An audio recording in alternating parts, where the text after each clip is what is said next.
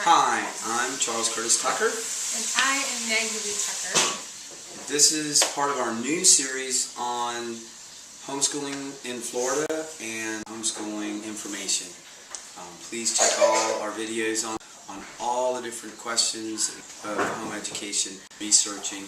This video is how do you put together this portfolio in the statute 1002.41 of the home education requirements. Yes. Well, the first thing you need to know about a portfolio is what it is. A portfolio is simply a collection of work, specifically your child's work, over a 12-month period of time.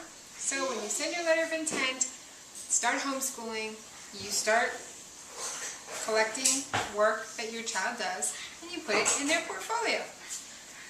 The most important thing you need to know is that a portfolio is a collection of work, and the way you collect it is however you like. You can do it however you want.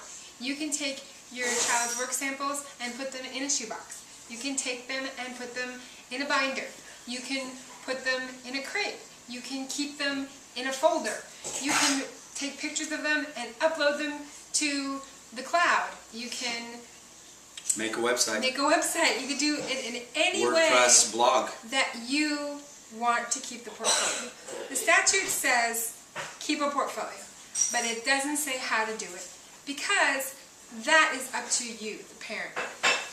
The best thing you need to do is simply remember this. You keep a portfolio of your child's work, and part of that portfolio is to keep a list of all the books and materials they've used while they've been learning, and a list of the activities that they have been doing.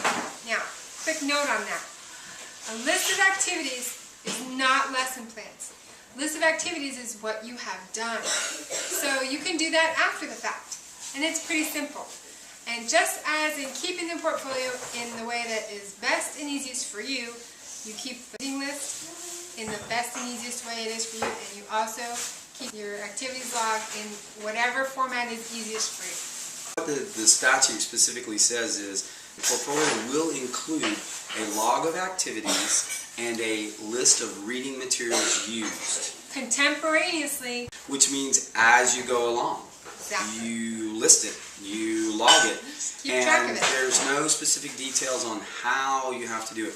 Just like our department in Tallahassee at the State Department of Education is called the Office of Independent Education and Parental Choice. It's exactly what we have here, and we're super happy about the laws in Florida, thanks to Brenda Dickinson and her husband, and a lot of other people, FPEA, and different people that have lobbied for these laws.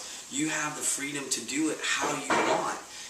And a note on this, reading list and activity log, that doesn't have to be seen by an evaluator to determine progress. So, right, exactly. Confusion there with lots of people, even county people and all kinds of evaluators say they have to see an activity log, and that's not what we have to see in an evaluation. Portfolio is exactly how you want to make it. And I suggest doing it in a variety of ways all together.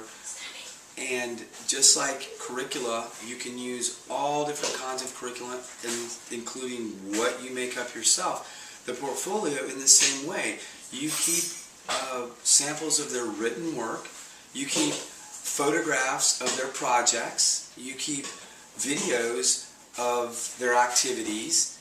Children always like to see photographs and videos. And one of the great advantages of that is when you look at them a month later or a few months later and you say, look what we did, look what you did, oh, you didn't think you could do this. And then also, look how much progress you actually made. Look at the photos of this activity we did and the video of the things that we've done, and look how much you've learned since then. It's awesome. And so all of that can be part of your portfolio. Yes. Now I want to just add a couple of things for you to kind of get the visual of what a portfolio could possibly look like. Doesn't mean it has to look this way, but since we do evaluations, and sometimes parents will mail us the work samples that their children have done, what they think the portfolio is. So, for example, this parent here she decided to use these simple, very easy, inexpensive folders from Walmart. These are just folders, pocket folders, and she just keeps everything in here. All of the little certificates that of things that her daughter has. Oh my goodness, am I supposed to send that back to them? Well, no, actually, she didn't want us to. She made copies. She picked anyway, things she didn't want to have to keep. You have to keep a portfolio for 2 years at a time. Yes, this is more of her work. Later on, look at our videos on high school level because you want to keep it for longer for transcripts. Look at the video for transcripts. That's pretty straightforward and easy. Nothing special going on there. You don't have to get artsy craftsy. You don't have to be super organized. Or just keep it all in one thing. Now this person, they have little tabs, language arts, science, social studies, etc. All of that, neat and arranged in this binder. And that's fantastic too. I mean, it just really is what works for you, the parent, the principal of your homeschool. But some parents, for example, they just like taking photographs of their child's work as they go, and they'll upload it to something like iCloud or Dropbox or Google Drive. Then that way, at the end of the year, when they're ready to have the evaluation, all they have to do is really just share that folder with us, that cloud folder with us, and we just log in and look at it, and everything's right there, and makes things really easy. Another thing that parents have done, particularly with unschoolers, is they will videograph what the learning process is. So a portfolio can be anything for you, whatever it is. It can be what is best for you. As evaluators, for us, we don't have a preference because it's not our place to have a preference. We just look at the child's work, see, is there progress here? If there is, our job is done. The evaluation is complete. That's all that needs to be done. an evaluator is not to tell you how to make your portfolio. People sending me links to WordPress blogs for their portfolio, that is a really good way to do it for a special needs student when they do hands-on activities, and some of the students are even nonverbal. So, you know, there's a vast array of reasons why people homeschool and methods that people use to homeschool, and they're awesome. From the most